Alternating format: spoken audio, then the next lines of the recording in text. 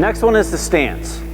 Now, this can be tough because kids see people on TV quite a bit with all different kinds of stances. You'll see a guy like an Ichiro Suzuki. He has his feet close together, his bat up here. You'll see, if you guys remember John Kruk, he's way here. You used to have Gary Sheffield flipping the bat like this. You got all kinds of crazy different stances on TV. And so many times kids are going to try to mimic that. And there's a place for that, actually. Messing around with different stances can be helpful because that's one way that kids can eventually find their own personal stance, is to keep messing around with new ones. But in the game, I always like kids to take a very basic stance. Now, this is where other sports comes in. Every sport that a kid plays, the athletic position comes into factor. If I'm a basketball player and I'm guarding somebody, I'm going to be like this. If I'm a soccer goalie and I'm waiting for a penalty shot, I'm right in here. If I'm a quarterback, I'm here. If I'm a running back waiting for the snap, I'm here. If I'm a surfer and I'm on my board, I'm here. Virtually every single sport you play, the athletic position comes into play.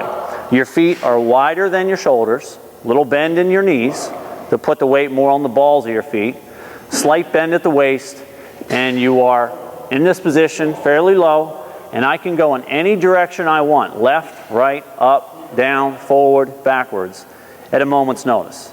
Well, take that same exact athletic position, like I'm a quarterback waiting for a snap, and just put a bat in your hand. And there you go.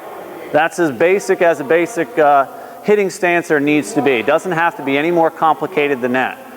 The majority of kids that I see, even at the high school level, have their feet too close together. Okay? They're too tall. Now, a lot of kids in Little League can get away with that because a lot of the pitches they're going to see are going to be up here, which is closer to eye level. And so it makes sense.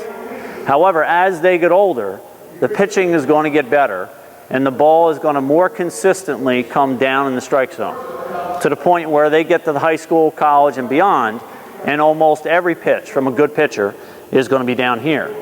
So if I'm standing straight up and down with my feet close together, it's going to be much harder for me to reach the pitch that I'm more likely to see as I get older. And so the earlier we can get kids to widen their stance, lowers their base, it gives them all the power of the athletic position. Now we have a bat in our hands and we're going to develop the most power. So your stance doesn't have to be any more complicated than that. The next question then becomes, well, where do my hands go? Because I'm set with the athletic position, my feet and so forth. How about my hands? I tell kids if they take a line from their chin, go straight back to their shoulder, and then come down, forms the corner of a box.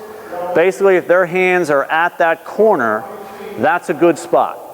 Okay? Some mistakes that kids make, they'll hold their hands too low, and then they end up swinging up. They might hold their hands too high, and then it's very awkward. It's like trying to throw a punch by starting your hand up here. You're just not going to develop the same power. So pretty much right in here, like if you're going to throw a big punch, and that's where the bat should go. Okay? Some kids will have the hands far out, away from them. Basically, you want those hands close to your shoulder, about where that box is, and that is as basic as the stance needs to be. Now the bat itself, you'll see variations. Some kids will hold the bat straight up. Some will hold it down with the barrel below their hands. Some will hold it flat.